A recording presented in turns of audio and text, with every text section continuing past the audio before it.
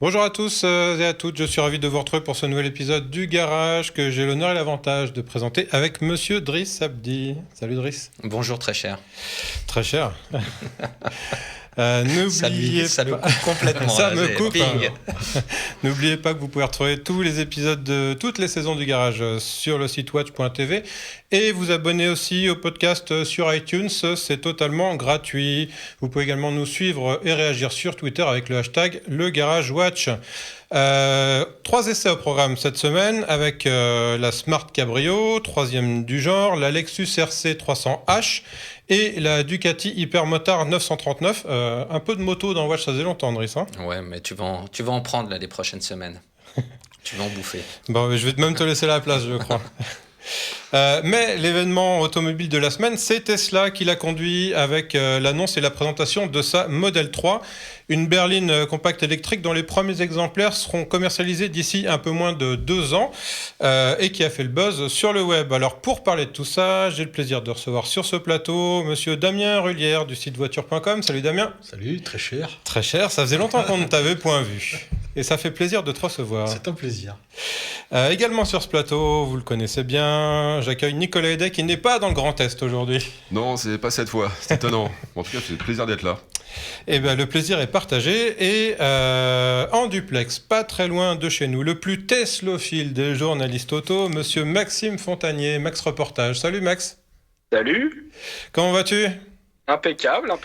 Le Ouais. plus teslophile, je roule en diesel quand même. Hein. Oui, Je serai teslophile quand j'aurai une Model 3. Comme voilà. Et alors, en duplex aussi, puisqu'on va parler de Tesla, les téléspectateurs d'iWeek le connaissent déjà très bien. J'accueille depuis la Côte d'Azur, Monsieur Eli Abitbol. Bonjour Eli. Bonjour Alex, bonjour tout le monde, ravi d'être là. Alors Eli, on n'est donc pas là pour parler d'Apple, mais bien de Tesla. Tu possèdes déjà une Model S et tu as la singularité d'être le premier Français à avoir réservé une Model 3, c'est ça ? Apparemment oui, c'est ce que m'a répondu Tesla. Mais en fait, j'en avais vraiment très envie et donc je me suis débrouillé en alliant mes compétences informatiques pour arriver à réserver avant tout le monde. En trichant un peu, mais à peine. Bon, tu vas nous expliquer tout ça. On va se retrouver d'ici une poignée de secondes avec... on va parler de Tesla pour commencer. À tout de suite.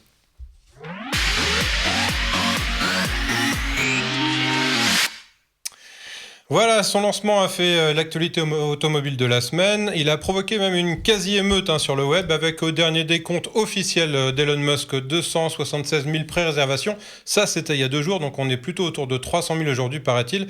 La Model 3 de Tesla a donc été présentée officiellement il y a quelques jours. Après un premier modèle confidentiel et cher, puis 2 autoconçus pour des diffusions, on va dire, plus importantes et un peu moins chères, cette Model 3 se veut une voiture de masse à prix abordable. Alors après le Roadster, la Model S et la Model X, voici donc la Tesla Model 3 qui, comme son nom l'indique, est le 4e modèle. Voilà, 4e modèle de Tesla. C'est logique, hein. C'est logique, elle s'appelle 3. C'est le 3e modèle du catalogue actuel. Voilà. Eli, je me tourne vers toi tout de suite. Tu es donc le premier Français sur la liste d'attente et tu as même procédé à la réservation donc avant d'avoir vu la voiture. Alors, j'ai envie de te demander déjà pourquoi un tel enthousiasme ? En fait, parce que j'aime beaucoup cette marque que j'ai découvert il y a longtemps et que conduisant une Model S, et j'en suis à ma 2e, j'avais vraiment très envie d'avoir une voiture qui soit plus petite, puisqu'en fait, je conduis tout seul et la Model S est très bien, mais c'est une voiture très grande et très large et c'est une voiture assez chère, donc à chaque fois, donc pour les 2 premières Model S, j'étais obligé, puisque je voulais respecter un budget, d'enlever des options, de jongler avec les options, mais j'avais pas la voiture 100% telle que je la voulais. Et donc là, je me dis qu'avec une voiture qui démarre à 35 000 $ ou euros, je ne sais pas encore, avant les aides de l'État, je vais pouvoir me faire plaisir et rajouter toutes les options du catalogue et payer moins cher que ce que j'ai payé la dernière. Voilà, c'est principalement ça. Après, c'est une Tesla et on pourra en parler tout à l'heure. Il y a des caractéristiques assez uniques. Alors, tu as pré-réservé, donc pour ça, tu as payé 1 000 €, je crois, c'est ça ? C'est ça, exactement. Est-ce que tu sais déjà quand tu seras livré ? Alors, normalement, les livraisons démarrent fin 2017. Et connaissant Tesla, ça veut dire qu'en décembre 2017, ils vont en livrer 10, histoire de dire qu'ils ont respecté le planning. Et puis après, ça démarrera début 2018, côte ouest, puis centre des États-Unis, puis côte est, puis Europe. Donc, moi, je ne l'attends pas avant l'été 2018 si vraiment j'ai beaucoup de chance. Il faut avoir la foi. Est-ce que t'as versé des heures? Est-ce que tu peux te les faire rembourser si jamais d'ici là tu trouves, je sais pas, t'as un nouveau coup de cœur pour une autre marque qui sortira une voiture électrique moins chère, révolutionnaire. Tu peux te faire rembourser ce dépôt de Absolument. C'est à compte? Bon, ouais, Oui, on peut se faire rembourser jusqu'au moment où on reçoit l'avis de configuration de la voiture. On nous demande de choisir les options, la couleur et tout ça. Là, on peut dire bah non, finalement, je la veux pas. Ou alors, à partir du moment où on a vraiment configurer sa voiture et confirmer la commande. On a quand même 15 jours de réflexion, mais après, on a un message en disant elle est sur la liste de fabrication et là, c'est trop tard. Maxime, je vais me tourner vers toi. Est-ce que c'était attendu un tel engouement pour cette voiture qui, à peine montrée, a déjà potentiellement 300 000 clients? Alors que... Bon. Alors oui, l'engouement, oui, à ce point-là, peut-être pas, mais encore une fois... nous, on voit ça avec notre regard d'Européens, mais les Américains, ils sont passés à la Model S dès 2012. Nous, on a commencé à découvrir la Model S, je dirais, mi-2013. Donc, on a 1 an et demi de retard sur les Américains, pour ne pas dire 2 ans. Je dirais que c'est à peu près pareil pour l'iPhone, hein, au début. Hein.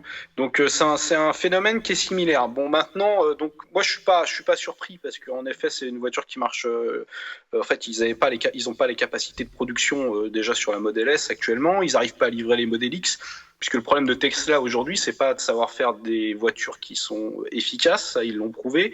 Le problème, c'est que Tesla, Elon Musk préfère investir dans la recherche-développement, que ce soit dans les batteries, les usines, etc., pour faire baisser le coût. Mais Tesla n'a pas spécialement envie de fabriquer des caisses. L'idéal pour Elon Musk, ce serait de s'associer avec un constructeur pour pouvoir lui emprunter ses usines et produire de la bagnole. Mais lui, faire de l'acier, de l'aluminium et assembler des caisses, on va dire que je dirais que c'est pas son cœur de métier. Donc il va être obligé de le faire si personne l'accompagne.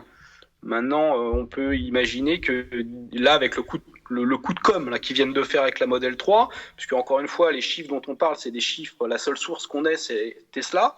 Donc il faut quand même être méfiant. Mais l'excellent coup marketing et coup de com qui a été fait là peut permettre derrière à des constructeurs de se dire ce serait bien que cette fois-ci, on arrête d'essayer de jouer chacun dans sa cour, qu'on s'associe avec lui et puis qu'on fasse quelque chose de concret pour se faire du pognon et enfin changer les choses. Bon, il peut pas non plus dire n'importe quoi. Hein. C'est une société cotée, donc on peut imaginer que les chiffres qu'il annonce sont des chiffres qui font foi. Donc si jamais il a pipoté, ça pourrait lui coûter bien plus cher que ses dépôts de garantie. Moi, je suis pas d'accord, hein, en fait, hein, avec pas entièrement d'accord avec ce qu'il vient de dire. Hein, donc, vas-y, rebondis sur ce qu'il a dit. En fait, moi, je suis Tesla depuis le début, hein, donc j'ai attendu. Je connaissais Elon Musk depuis l'époque PayPal. J'avais vu la Model S aux États-Unis. J'étais allé chez Tesla plusieurs fois aux États-Unis lorsque j'allais au keynote de Steve Jobs, donc chez Apple. Et j'avais vu la Tesla déjà sur la planche à dessin. J'avais discuté avec le chef de l'ingénierie Tesla. C'est là où il m'a vendu la voiture, mais je ne l'ai eu que des années après, parce que j'étais allé, la voiture n'existait pas. Hein. Et donc, j'avais demandé qu'est-ce que ça allait être le coup d'après le Roadster, etc. Et il m'avait raconté, imagine un iPhone géant avec 4 roues, et c'est ce que tu vas avoir. Et ce jour-là, je me suis dit que je l'achèterais. Mais bon, ça c'est moi. Après, depuis le début, Tesla a un master plan. Ils ne se sont jamais cachés. Donc, d'abord, prouver qu'ils étaient capables de construire une voiture électrique de toutes pièces, mais en se basant sur une plateforme, donc qui était une plateforme de Lotus, c'était la Roadster, très très chère, très peu d'exemplaires, quelques vedettes d'Hollywood l'ont acheté. Puis fabriquer une voiture totalement conçue à partir de zéro, c'était la Model S, mais à un prix premium. Et puis à partir de ça, et avec l'argent produit par cette première voiture, produire une voiture de masse qui, dès le départ, était fixée dans les 35 000 $ et à 500 000 voitures par an en capacité de production. L'accident de parcours, ça a été la Model X. C'est là où Elon Musk, et c'est là pour ça que je disais que je suis Pas totalement d'accord, mais en partie. La Model X, ça a été un truc de geek. Il a voulu se faire plaisir, il a voulu faire une voiture avec des portes, avec des capteurs partout qui sont intégrés dans la carrosserie, etc. Et c'est un cauchemar à fabriquer. C'est juste ça. Après, pour le reste, il respecte son plan et il a la capacité, dans l'usine de Fremont, de monter à 500 000 voitures. C'est une usine Toyota, je crois. Ils ont rajouté ça. Toyota General Motors, c'était les deux, en fait. C'est ça. Et donc, l'usine est prévue d'ores et déjà. Ils sont en train de l'équiper pour produire beaucoup de voitures. Après, ils ont prévu une usine en Chine dans un deuxième temps et une usine en Europe. Voilà, c'est ce que Elon Musk a lui-même répondu à quelqu'un qu'il suivait sur Twitter, c'est qu'il était nécessaire pour Tesla d'ouvrir une usine en Europe pour décharger Fremont. Alors Fremont aujourd'hui, ils ont déjà une usine à Tilburg, c'est-à-dire à la frontière entre la Belgique et la Hollande, mais c'est une usine d'assemblage. Voilà. Mais c'est quand même une grosse usine, donc ils en produisent déjà en Europe. Enfin, ils les assemblent en Europe. Enfin. Ils les assemblent, oui. Nico. La mienne a été faite comme ça. Moi, ce qui m'interpelle, c'est quand est-ce qu'ils vont pouvoir être en mesure de fabriquer ces 500 000 voitures par an? Parce qu'aujourd'hui, je crois que la capacité est à peu près de 50 000 voitures par an. On a 300 000 commandes juste sur un modèle, le modèle d'entrée de gamme. Ils vont faire comment? Enfin, alors pour donner 6 ans pour une voiture, c'est un peu chaud là quand même. Pour donner quelques chiffres sur Tesla, à date aujourd'hui, ils ont produit et vendu un peu plus de 100 000 voitures, donc depuis 2011. Donc ce qui fait, on va dire, une moyenne de 25 000 par an. L'année dernière, est-ce que je vais retrouver le chiffre ? 50 000. Voilà, l'année dernière, ils ont fait 000. 55 000 voitures, je crois, quelque chose comme ça. Et donc, leur objectif est d'arriver à 500 000 en 2020. Donc, c'est quasiment demain. Ouais, c'est dans... C'est 10 fois plus. C'est 10 fois plus quand même. C'est pour ça que je dis qu'aujourd'hui, Elon Musk a toutes les cartes en main. Il a montré ce qu'il savait faire. Mais maintenant, pour pouvoir respecter l'idéal, ce serait de s'associer avec un assembleur, enfin un constructeur. Ça prend du temps aussi. De faire ce que fait Vincent Bolloré, tu veux dire en gros, à plus fabriquer que les batteries finalement. Non, mais s'associer avec un constructeur, leur fournir comme il fait avec l'usine de Tilburg, à la limite, c'est-à-dire leur amener le matériel dans un premier temps pour que eux assemblent. C'est-à-dire que Elon Musk aujourd'hui, quand il investit dans son usine de fabrication de batteries, et pour lui, c'est plus important de faire baisser le coût des batteries pour pouvoir prouver qu'on peut faire une bagnole accessible et utilisable au quotidien. Mais s'il dépense son pognon à fabriquer des voitures, eh bien, voilà, ça va endetter encore la société. Donc, moi, j'y crois beaucoup. Il va se débrouiller et puis il trouvera des partenaires. Si c'est pas des Européens, ce sera des Chinois. Mais tout seul faire 500 000 bagnoles, moi, j'y crois pas beaucoup. Maintenant, je pense que s'ils ont dévoilé la Model 3, on va dire si tôt, c'est parce qu'ils peuvent faire, ils vont prouver en fin d'année prochaine qu'ils peuvent les sortir, que la voiture, ils vont la faire essayer, etc. Ils prouveront que la voiture est bien, ça j'en doute pas. Mais après, derrière, pour produire tout seul, je suis pas sûr que ce soit jouable. Et si c'est jouable, ils risquent d'y perdre des plumes. Alors, moi, je reviens toujours là-dessus. Je suis désolé, mais moi, je vois donc. T'es le premier Français à commander ta voiture aujourd'hui. Ta Model 3, t'es livré donc en été 2018 au mieux. Quand t'es le millième Français, par exemple, à la commander, t'es livré quand? C'est-à-dire que si la capacité n'augmente pas dans les mois qui viennent, ils vont être débordés. Et je veux dire, ça va être pire que chez Ferrari quand tu commandes ta voiture. Et c'est pas une Ferrari en l'occurrence, c'est un pas à caractère non plus exclusif, c'est censé être une voiture de masse. Est-ce qu'il y a pas quelque part un effet d'annonce? Et est-ce que c'est pas un peu la charrue avant les bœufs, dans le sens où ils ont pas la capacité, quand un iPhone sort chez Apple, on a la capacité de fournir tout de suite. Là, c'est pas le cas. Et alors, ce que dit Max, c'est Tesla risque d'y laisser des plumes. Moi, je pense que Tesla joue sa survie aujourd'hui avec ce modèle. Oui. Si ça marche, c'est génial. Et je pense que plein de constructeurs premium vont leur emboîter le pas. Si ça marche pas, Tesla, moi, je le vois fini. Ce que je vois aussi, c'est que ces 1 000 € qu'on demande, est-ce que c'est pas aussi pour financer la fin du développement de la voiture, vu qu'elle sera disponible dans 18 mois? Je m'intéresse aussi sur les capacités financières de Tesla, qui aujourd'hui perd quand même de l'argent sur chaque voiture. Effectivement, aujourd'hui, Tesla a un gros problème, c'est que plus ils vendent de voitures, plus ils perdent de l'argent. C'est-à-dire qu'ils perdent en moyenne 4 000 $ par voiture.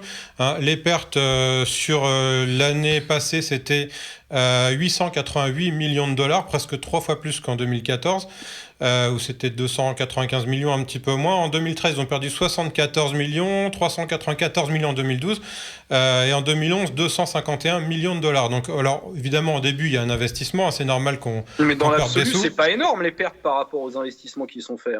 Alors, et la Gigafactory, c'est un investissement qui n'est pas fini de construire. Hein. L'usine de fabrication de batteries, un investissement de 5 milliards de dollars. Donc voilà, il faut que les bailleurs de fonds aient quand même la foi. Bah oui, ils ont la foi, et puis, mais en même temps, c'est logique. Ce que je veux dire, c'est que on a franchi une étape avec la Model S. La Model S, quand même, Elon Musk a prouvé aux constructeurs qu'il était capable de faire une voiture de maître, une limousine de chauffeur, et les limousines font rarement beaucoup de kilomètres. Hein. Les mecs, je connais pas beaucoup de mecs qui font 1000 bornes par jour en série 7 ou en A8 ou en classe S. C'est des voitures qui roulent, qui font du Paris, Roissy, qui font du Los Angeles, San Francisco, grand maximum. C'est pas des voitures qui roulent, les grandes routières. Elles portent le nom de grandes routières parce qu'elles sont spacieuses, mais c'est des voitures de VTC, de chauffeurs de maître, etc. Et la Model S, aujourd'hui, c'est la meilleure bagnole de sa catégorie. C'est indiscutable. Donc, réussir à faire une voiture qui concurrence une Audi A8 ou une série 7 et qui est mieux objectivement que ces voitures-là en termes de confort, de performance, alors peut-être pas de finition, d'accord, mais au moins, sur beaucoup de plans, sur beaucoup de plans, faire quelque chose de complètement révolutionnaire et comme l'a dit Eli, faire un iPhone sur 4 roues, ça, il l'a prouvé. Donc aujourd'hui, c'est réglé. Ce que je veux dire, c'est que l'étape, c'est qui va produire en masse ? General Motors ? BMW ? Ou Tesla ? Elle est là la question. La question, c'est pas est-ce qu'on va passer à l'électrique ou pas, c'est réglé. Elon Musk, il a prouvé, on va passer à l'électrique. Aujourd'hui, il y a toute une élite californienne ou des gens comme Eli qui roulent en Model S et ils ne reviendront pas en arrière, ces gens-là. Vous ne leur filerez pas un diesel. Donc, ce que je veux dire, c'est que la barrière psychologique, si elle n'a peut-être pas été avalée, on va dire, par le commun du mortel, parce que c'était une voiture, elle est passée. Donc là, la question aujourd'hui, c'est qui va produire ces bagnoles ? Est-ce que Tesla va réussir à les produire tout seul ? Est-ce qu'il va trouver un partenaire ? Ou est-ce que il va se faire griller par les seigneurs actuels, c'est-à-dire les Allemands ou General Motors avec sa Bolt ? Est-ce que c'est pas le risque parce que la Model 3 va donc sortir d'ici 2 ans, la Chevrolet Bolt donc qui est sensiblement au même prix, elle est un petit peu plus chère, mais elle va être disponible tout de suite. Et on peut imaginer que ces prix baissent si jamais elle se vend vraiment, la Chevrolet Bolt, qu'on peut d'ailleurs voir à l'image, qui a été dévoilée en début d'année, d'abord au CES de Las Vegas et ensuite au salon de Détroit. Donc voiture à 35 000 $, qui va arriver en Europe sous le nom de Ampera i, chez Opel. Voilà, donc ça c'est du concret, elle est montrée et elle est déjà commandable et elle sera livrée donc dans le courant de l'année. Et elle a un coffre accessible, contrairement à la Model 3. Donc là, l'accessibilité au coffre a l'air d'être mieux sur la Bolt, même si on n'a pas tout vu encore. Et elle sera encore moins chère, avec on va dire une autonomie à peu près comparable. C'est ça, donc, oui, autour de 200 miles, 200-250 miles. Ce qui correspond, donc pour la Model 3, c'est 215 miles annoncés, 340 km, je convertis. Minimum. Voilà. Minimum. La Bolt est annoncée à peu près avec le même type de performance. Oui, la différence, c'est que Tesla, et vous l'avez dit tout à l'heure, fabrique cette Gigafactory qui va produire d'énormes quantités de batteries et ça va être la plus grosse usine au monde et que ça fait partie du plan pour pouvoir livrer une voiture ou en tout cas beaucoup de voitures, ils ont besoin de beaucoup de batteries. Parce que rien que pour les 100 000 réservations qu'ils attendaient au début, je pense qu'ils ont été surpris et dépassés par le nombre de réservations. Ça, c'est indiscutable. Elon a tweeté plein de fois, il faut que je repense mon plan de production, il faut que j'avance mes plans, il faut que j'augmente mes quantités, etc. Donc, ils ont été vraiment très surpris. De cet engouement. Je ne sais pas si vous avez vu, mais c'était exactement le même phénomène que la sortie de l'iPhone au début. Des gens qui ont campé pendant 2 jours devant une concession Tesla pour acheter une voiture à 35 000 €, pas un téléphone. Hein. Ouais. Non, moi, je voulais réagir par rapport au prix. On parle de 35 000 €. C'est pas 35 000 €, c'est 35 000 $. Oui. Avant les aides. Après, il va y avoir, ça fera etc. du 35 000 € minimum. Ouais, je dirais même 40 000 €. On sait comment ça se passe à chaque fois. Après, comme disait Eli, il y a les aides. Là où il y a... Moi, j'étais aussi intéressé par cette Tesla, mais quand tu y penses, les aides, d'ici 2 ans, ça peut changer. Hein. On sait très bien... Surtout s'il n'y a pas de fabricant, surtout si derrière, il n'y a pas de... Enfin bon, l'avantage qu'on a, c'est qu'on fabrique la Zoé en France. Donc on conservera certainement un bonus écologique. Mais est-ce qu'il sera au même niveau dans 2 ans que ceux auxquels il est aujourd'hui, tu vois? Là, il a la grosse question. Donc à mon avis, ça va être une voiture qui restera chère, je pense. Mais si d'ici là, en effet, Renault n'a pas sorti un nouveau modèle, etc., il est évident que l'État va baisser la prime gouvernementale comme ils l'ont fait sur les hybrides rechargeables. On est passé de 4 000 à 1 000 euros juste après avoir signé la COP 21. Si c'est pas se foutre de la gueule du monde, je sais pas ce que c'est. Ah mais c'est clair, mais c'est surtout parce qu'il n'y a aucun constructeur français aujourd'hui qui est capable de faire de l'hybride rechargeable. Il me semble qu'il n'y a rien sur le marché.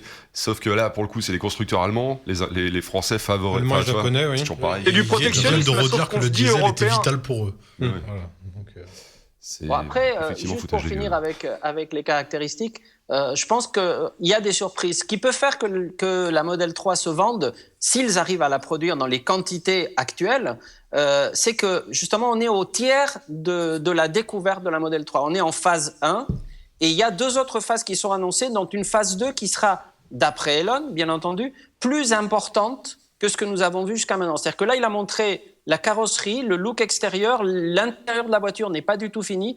Quand on regarde une bagnole comme ça à 35 000 $, il n'y en a pas beaucoup qui soient aussi jolies. On peut discuter de la forme, mais pour une voiture à 35 000, elle est quand même magique, quoi. Elle a un avant qui ressemble un peu à une Ferrari, enfin vous connaissez mieux que moi. Il y a une ligne qui est super racée, super sportive. Le coffre, apparemment, il ne sera pas définitif et surtout l'intérieur ne sera pas du tout comme ça.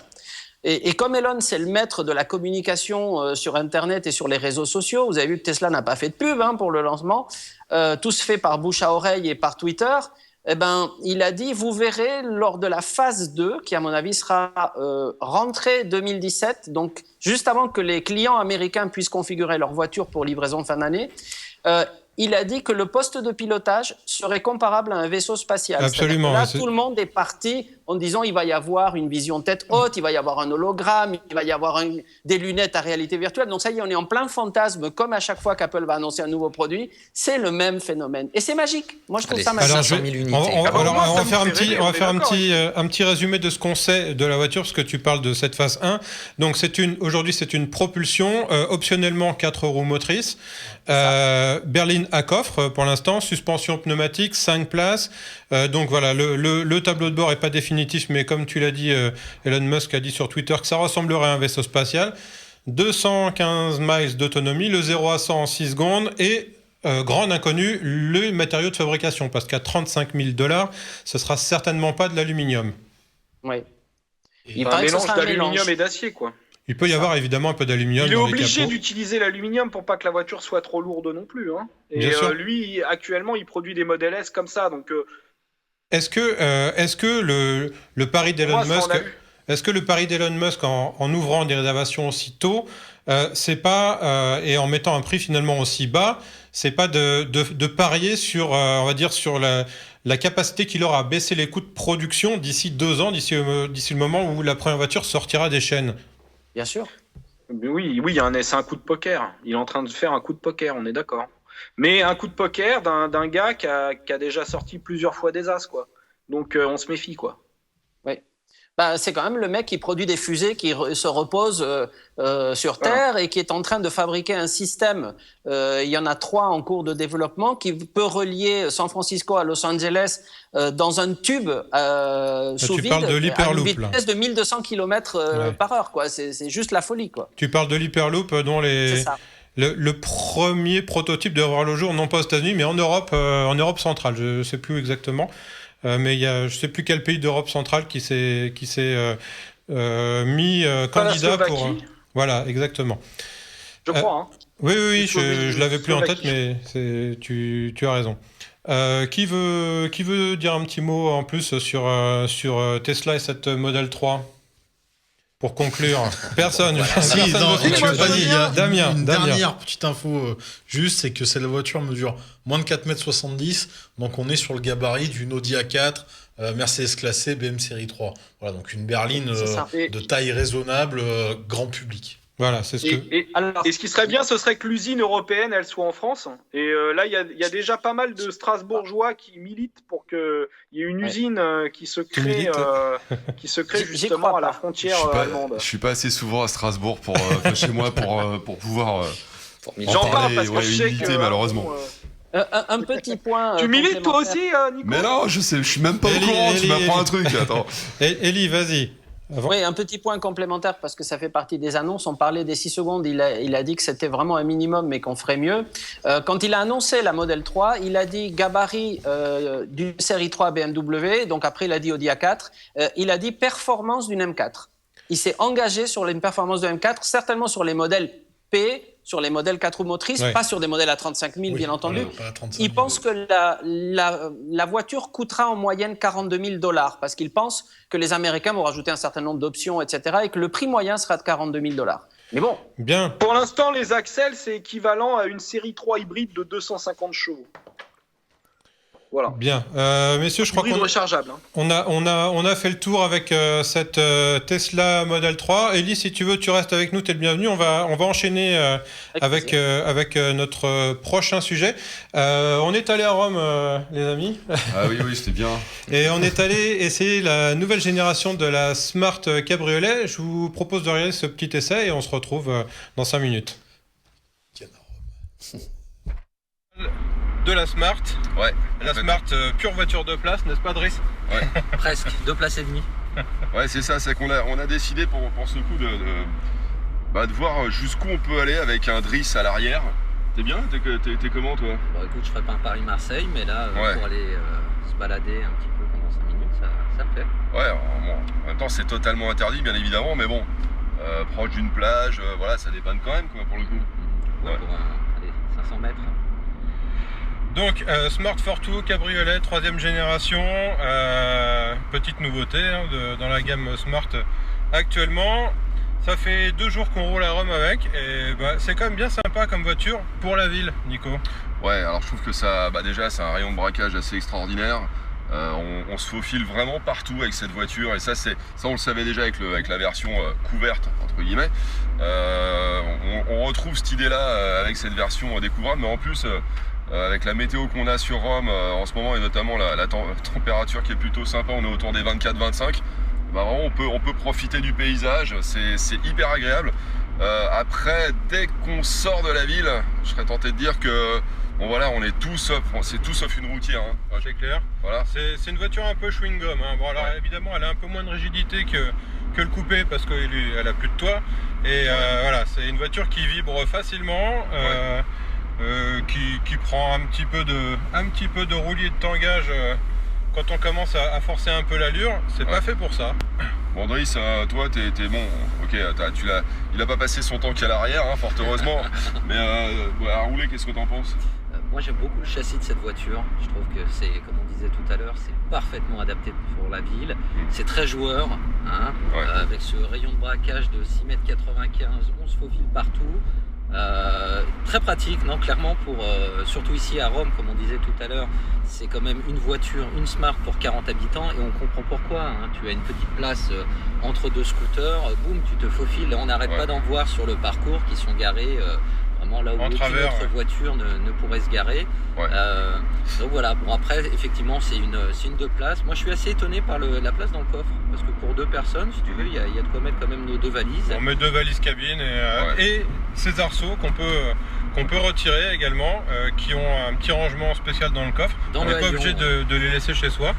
Ce qui est quand même et puis ça s'enlève important en quelques secondes. Un mot aussi sur la capote, hein, qui est électrique de série et qui s'ouvre, donc le toit s'ouvre en 12 secondes et quelle que soit la vitesse de la voiture. On n'a pas essayé sur l'autoroute, on va le faire. On va le faire, tiens, on va t'enfermer un peu, t'es pas claustro, ça va? Non, ça devrait. Allez, on enferme Driss. Je vais être encore plus à l'aise. Si, voilà. C'est sûr qu'il ne faut pas faire 1m90, hein, mais mon 1m71, c'est supportable. Un petit mot des motorisations, elle est disponible avec 2 moteurs, un de 70 chevaux et un de 90 chevaux. On est à la version 70 chevaux, elles sont toutes avec une boîte automatique 6 rapports, boîte robotisée. Bon, la boîte est un peu lente, mais c'est souvent le cas sur ces petites boîtes robotisées. C'est vraiment pas fait pour rentrer dans des modes de performance. Mais en revanche, voilà, c'est vraiment fait pour la ville, c'est-à-dire que on se met en drive et on oublie, quoi, hein. Ouais, il y a un mode sport, mais il apporte pas grand-chose, je trouve. Voilà, un petit mode sport qui permet de tirer un peu plus sur les rapports de boîte.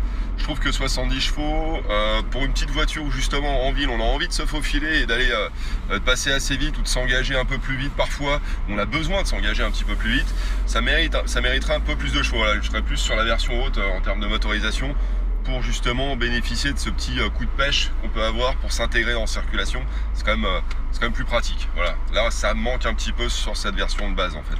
Ouais, mais on peut quand même aussi s'en contenter, hein. Tu sais, avec une conduite coulée, c'est vrai que surtout que le prix d'entrée de 15 000 euros pour cette version de base, on peut se contenter de ce moteur. Moi, mon plus gros regret, la chose que j'ai déplorée, c'est plus le start and stop, que je trouvais un peu lent à la détente. Parfois, on est au feu, on redémarre, et il y a une petite latence. C'est plus ça qui est gênant. C'est quand même beaucoup plus confortable qu'avant, hein. On est sur une voiture qui est quand même, je me souviens des 2 précédentes générations, on est vraiment monté en gamme, je trouve, en termes d'amortissement, enfin vraiment de confort. Et puis on retrouve bien sûr à l'intérieur de la Smart qui est quand même assez sympa, qui a beaucoup progressé, qui est beaucoup plus fonctionnel, c'est beaucoup plus quali qu'avant, je trouve. On a des matériaux un peu moins plastiques, c'est plus une voiture Playmobil comme avant, quoi. On a une vraie voiture, et rien que pour ça, je trouve qu'elle mérite vraiment le détour, quoi. Il y a une autre chose qui est assez intéressante, c'est que de l'extérieur, c'est vrai que ça fait encore pot de yaourt, une toute petite voiture. Par contre, quand tu es à l'intérieur, bon, sauf quand on est là, configuration à 3, mais donc configuration normale à 2 personnes, je trouve que l'habitabilité est vraiment réussie. La voiture est confortable. Tout à l'heure, avec Alexandre, on était en train de circuler dans les rues de Rome, et tu as vraiment beaucoup de place à l'intérieur. C'est étonnant, hein, tu te rends pas vraiment compte de ça quand tu es à l'extérieur, donc c'est vraiment très confortable. Bon, Driss, on va te libérer. Allez. Merci à tout le monde. Je passe par où? Là-haut? On n'a pas mis de siège éjectable à l'arrière. C'est dommage. Voilà pour cette petite promenade à Rome. Tu disais, Driss, pendant que le sujet passait, ce qui est étonnant, c'est que on la regardait cette voiture alors que c'est finalement qu'une Smart. Hein. On a envie de dire qu'une Smart entre guillemets. Non, les gens à Rome, je me souviens, on était à une terrasse de café. À un moment, tu as des gens qui s'arrêtent et qui étaient en train de l'ausculter avant que Nico reprenne le volant fièrement. Oui, alors il y a quand même une chose à Rome, c'est que c'est la ville numéro 1 en Europe, même au monde, je pense. Concernant la Smart, hein, il y a un énorme engouement là-bas, on en croise partout. Une Smart pour 40 habitants, faut imaginer Paris s'il y avait une Smart pour 40 habitants, on en verrait 10 par minute. Beaucoup plus, on croiserait peut-être beaucoup moins de Mini pour le coup, parce qu'on en croise pas mal, mais voilà, c'est pour ça que les gens ont un réel intérêt pour ce produit-là, c'est un utilitaire aussi pour eux, hein, on a tous vu la circulation qu'on peut avoir là-bas, la densité de circulation. On ne circule pas comme à Paris, c'est-à-dire qu'on y va franchement, on se faufile partout, on se gare face au trottoir, ce qui n'est pas possible en France puisqu'on n'en a pas le droit. C'est parfois toléré, mais là-bas ça l'est vraiment. Là-bas ça l'est vraiment. On voit parfois dans Paris des Smart garés perpendiculairement au trottoir, mais on prend le risque de se prendre un PV. Là-bas, on a le droit de le faire, même si la voiture a pris au fil des années à peu près 20 cm, donc elle dépasse beaucoup plus les nouvelles que les précédentes, mais ça reste possible. Alors, la proportion de Smart par habitant, à Paris, ça pourrait peut-être augmenter, parce qu'on a vu, je crois que les derniers chiffres de Smart, ils ont doublé leur vente par rapport à l'année dernière. Donc, c'est la nouvelle génération qui, je pense, cette nouvelle génération marche vraiment fort. Mais elle est bien, l'ancienne est en fin de vie, mais c'est vrai qu'on voit qu'elle a un design qui est quand même un peu plus sympa. Là, ils ont fait de gros efforts à l'intérieur. Moi, j'ai une question, parce que l'ancienne Smart, la boîte de vitesse automatique, c'était une vraie purge. On passait le rapport, mais le rapport passait vraiment 3 secondes après. Ouais, c'est mieux. Est-ce que la nouvelle, c'est mieux? Non, c'est clairement mieux, on le dit d'ailleurs dans le sujet. Alors, ça reste une boîte robotisée, avec toute l'inertie, la lenteur que peuvent avoir ce genre de boîte sur des petits moteurs comme ça. Mais néanmoins, en dehors de la phase d'accélération, quand on parle de l'arrêt, où là, il y a une petite latence, ça reste quand même... absolument vivable au quotidien. Elle rétrograde, elle peut même faire des petits effets de... C'est pas une double embrayage maintenant sur les Smart? Alors, je crois pas. Il me semble, alors je voudrais pas dire de bêtises, mais c'est une double embrayage. Tu as raison, Max, c'est une DCT. Alors, elle est pas, en revanche, voilà, elle est pas rapide comme peut l'être une DSG ou une boîte. C'est Getrag qui l'a fait, c'est Getrag, je crois. Voilà. Si mes souvenirs sont bons, parce que j'avais fait la présentation, mais j'ai pas souvenir du truc. Mais il me semble que c'est une double embrayage d'origine Getrag, et il me semble que c'est une exclusivité Smart que la Twingo peut pas l'avoir. Ça, c'est possible, en effet. Ouais. Et donc la boîte, moi, je l'ai trouvée top. Le problème, c'est que le moteur, c'est un petit moteur turbo 3 cylindres, et c'est pour ça qu'on a de l'inertie au démarrage. Ouais. C'est que le temps que le turbo se mette en route. Alors, même si la boîte, elle est bien, elle est rapide, elle a beau changer de rapport, tant que le truc, il n'est pas arrivé à 3000 tours, il y a rien en dessous. 90 chevaux, c'est quand même mieux que 70, on sent vraiment une différence, parce que pour le coup, à Valence, il y a quelques temps, pour la version coupée, j'avais fait la version 90 chevaux qui marchait, qui avait quand même bien meilleure réaction, si tu veux, à l'accélération, même justement pour s'insérer, c'est ce que je dis justement dans le sujet, c'est que 70, on est un petit peu léger parce que les 90 chevaux, pour s'insérer, on a juste ce qu'il faut et on y va, et c'est plus péchu, quoi. C'est plus rigolo à la limite en ville. En parlant de rigolo, c'est vrai que c'est clairement une voiture super fun. Moi, ce qui m'avait plus choqué, enfin gêné, je dirais, c'était le stop and start, que je trouvais long. Tu vois, tu es au feu, la voiture, le temps qu'elle réagisse, qu'elle se rallume, c'était un petit peu, à mon sens, c'était son plus gros défaut. Moi, j'ai eu un autre défaut par contre sur la mienne, c'était le GPS qui manquait un petit peu de réaction. C'est-à-dire que tu changes de rue, il te perd des fois dans Rome, mais ça dure que quelques secondes, mais les quelques secondes font que tu tournes pas au bon endroit. Enfin, tu vois, je crois que c'est ton cerveau. Non, je t'assure. Je peux te dire que mon voisin a été témoin de ça aussi, et on a eu parfois, Henri justement, vous connaissez, on a eu parfois des petits soucis pour se repérer parce qu'elle était un peu lente de ce côté-là, quoi. Mais moi, je suis d'accord avec Nico, si vous permettez, c'est-à-dire que ça a bien progressé en termes de confort, ça a passé un gap, que ce soit en termes de suspension que de transmission. Par contre, moi, quand j'avais fait l'essai, j'étais à 8 litres, et j'ai pas roulé comme un malade, même si des fois, je peux être un peu chaud. Mais là avec une Smart, j'étais calme. J'étais sur un modèle 90 chevaux, c'est ça, enfin le haut de gamme, là, c'est ça, 90 chevaux. Oui. Et j'ai fait du 8 litres à l'ordinateur de bord sans m'énerver, donc petit moteur 3 cylindres turbo avec boîte à double embrayage, super sympa.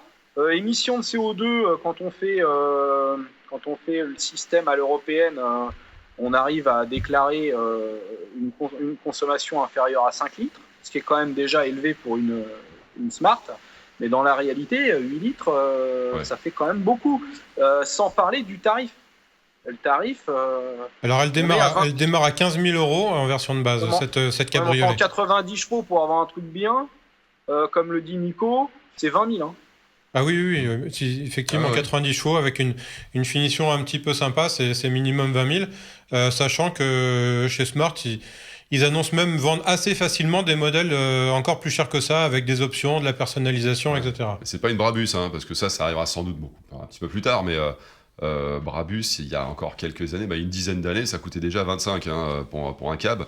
Je serais pas étonné, franchement, qu'on tourne autour des 30 000 pour la prochaine Brabus, pour ceux qui ont envie de se faire plaisir avec un truc un peu plus, avec plus de caractère, on va dire. En même temps, ils peuvent se permettre, ils sont tout seuls. Ouais. En face, il n'y a personne. Oui, c'est certain. Dans cette taille-là, il n'y a pas une voiture aussi petite et il n'y a pas une voiture découvrable aussi petite. Bien. Elie, est-ce que tu veux réagir sur cette Smart ? Est-ce que c'est quelque chose qui t'intéresse ? Pas pour moi, mais ceci dit, comme j'aime bien les voitures, je la trouve très mignonne et très pratique. Et c'est vrai que j'en vois beaucoup à Nice, où il est très difficile de se garer et souvent garé perpendiculairement au trottoir. Donc, je la trouve sympa. Toi qui est commerçant, on nous dit chez Smart que les commerçants, les sociétés aiment beaucoup la petite Smart parce que c'est en même temps un vecteur de communication en même temps que c'est un véhicule. Est-ce que c'est vrai? Ouais. C'est vrai, j'en vois. Et puis, parmi certains de nos clients, ils viennent chercher, par exemple, un iMac 27 pouces et ils arrivent à le rentrer dans une Smart, ce que je trouve assez hallucinant. Mais avec ça rentre sans problème. Avec le carton. Avec l'emballage. Wow. L'ancien, le modèle actuel, pas la cabrio, je ne sais pas. Ouais, je vois très bien. Je rentrais. Je suis un plus gros qu'un 27 pouces. Je suis un peu plus gros que 27. L'emballage du 27 pouces, je vois très bien. C'est assez. Mais si on va avancer. Alors voilà, on a fait le tour de cette Smart. On va changer de braquet, comme on dit. On va passer chez Lexus avec la CT300H. RC, pardon. Oui. Ouais. Je m'embrouille moi-même. Les RC300H dont on a fait l'essai, j'étais avec Laurent Sanson et je vous propose qu'on en prenne le volant. À tout de suite. Voilà, je suis avec l'ami Laurent Sanson. Salut Laurent. Salut Alex. On essaye aujourd'hui la Lexus RC300H, H pour hybride, bien sûr. Qu'est-ce qu'on peut commencer par dire de cette voiture? Déjà, on peut parler de sa motorisation hybride.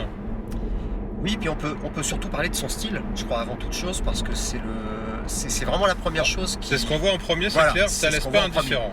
Et c'est une voiture qui est loin de passer inaperçue, qui est très expressive, qui a des lignes hyper acérées.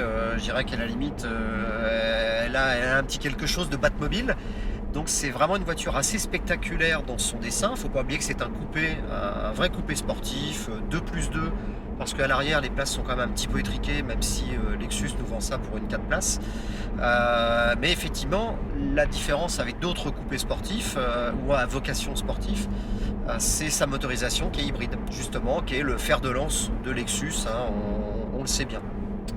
Voilà, alors la RC, elle est disponible en RCF avec un gros V8 de 470 chevaux, je crois. 477 chevaux. Voilà.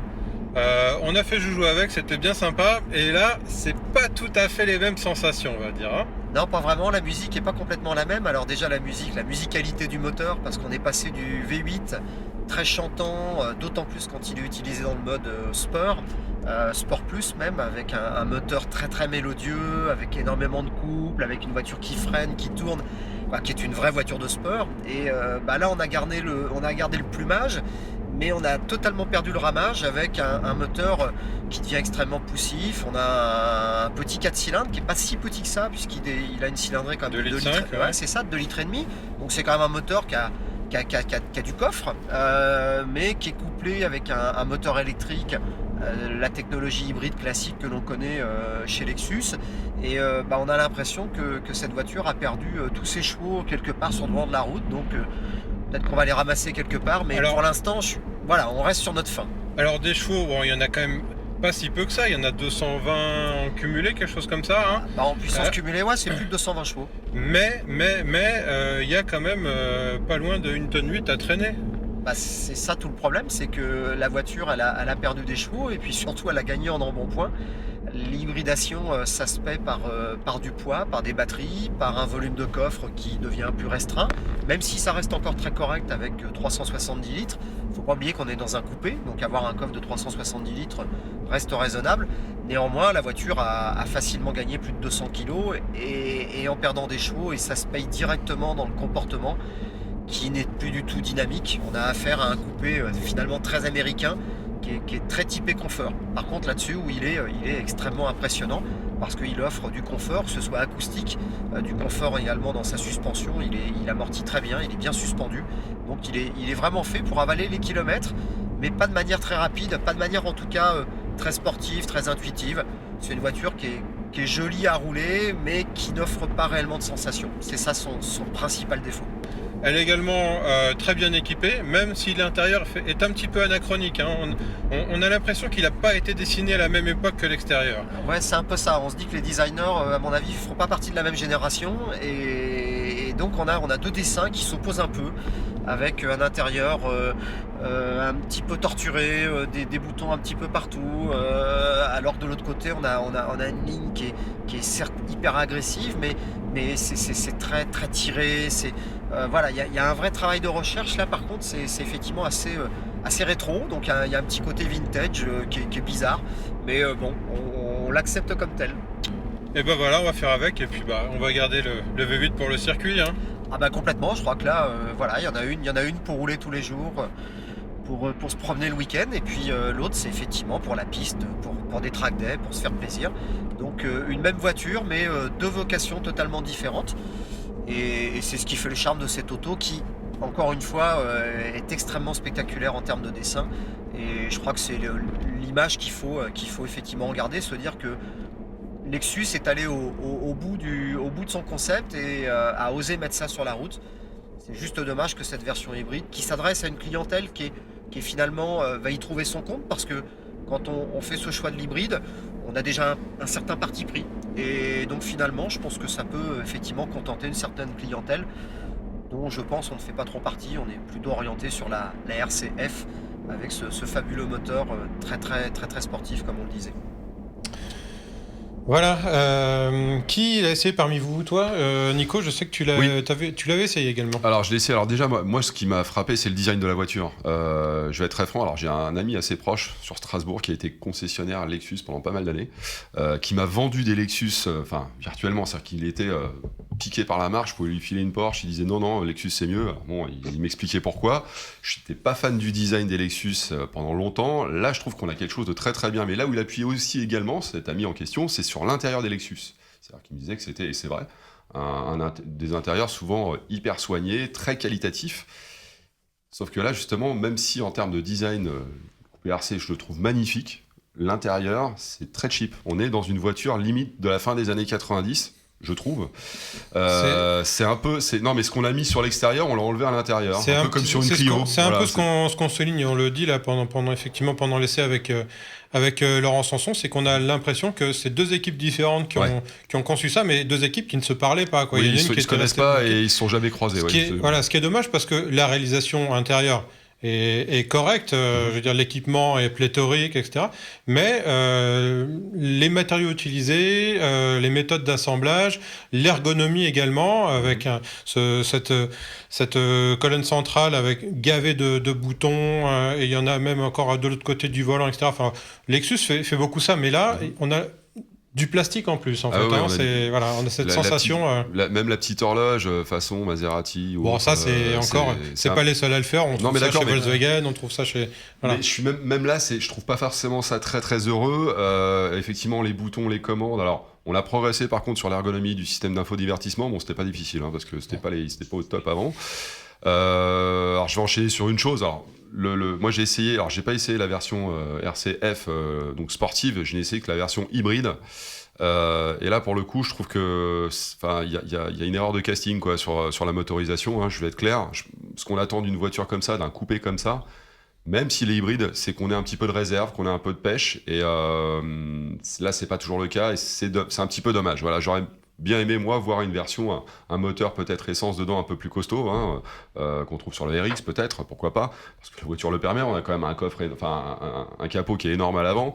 Là on est un peu sous-dimensionné. Alors c'est vrai que si on devait la comparer en ville à une série 4 BMW ou une A5 et qu'on coince un foulard blanc dans l'échappement, effectivement on peut rouler en mode full électrique, donc on ne pollue pas. Ça c'est une grande force de cette voiture. Pour un coupé c'est exceptionnel, ils sont les seuls premium au monde à le faire, autant que je sache. Par contre, c'est vrai que c'est sous-dimensionné. On n'a pas forcément beaucoup d'agréments de conduite, en fait, avec ce moteur. Tu veux réagir? Ouais, alors moi, j'ai pas essayé cette voiture. Je fais le parallèle avec le RX que j'ai que j'ai rencontré dernièrement, donc qui est très récent, la nouvelle génération leur SUV hybride. Et là, pour le coup, en version hybride, on n'a pas du tout l'impression d'être sous-dimensionné. Il y a quand même un bon agrément de conduite.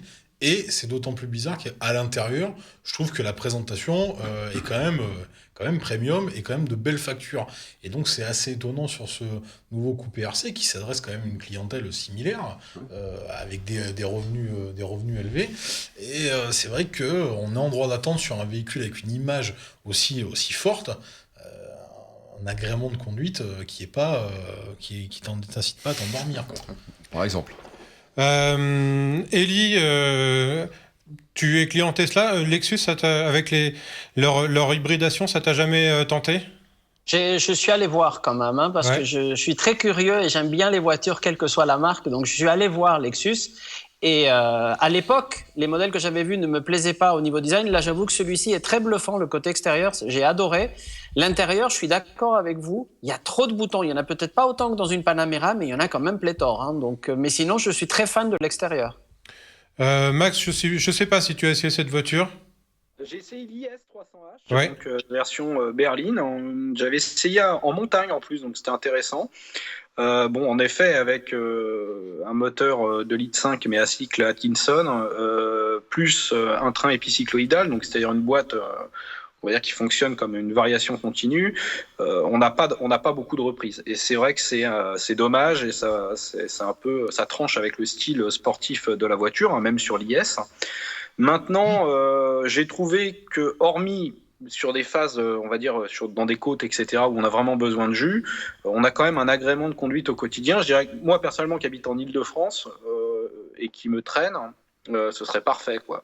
Maintenant, ce que je reprochais à l'IS300H, pour moi, c'était de manquer de coffre, parce qu'en fait, finalement, dans un premier temps, ça permet quand même d'avoir une voiture qui pollue peu, qui roule à l'essence, qui est fiable. Qui a une ligne sympa.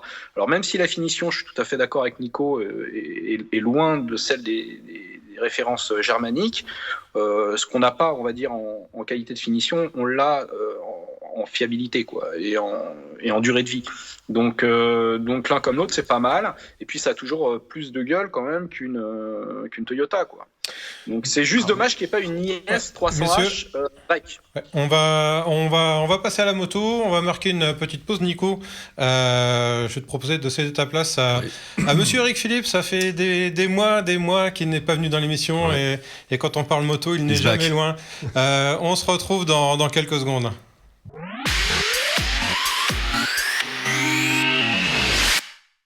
Voilà, donc j'accueille Eric Philippe sur ce plateau. Bonjour, salut Eric. Ça va bien ? Ouais, c'est vrai que ça faisait longtemps. Mais ça faisait très longtemps. J'ai senti la petite vanne. la petite vanne du genre tu veux plus venir nous voir, c'est ça ? C'est ça, mais pas c'est du un peu tout. ça. Pas du tout, c'est juste qu'effectivement j'arrête pas moi aussi. Bon, donc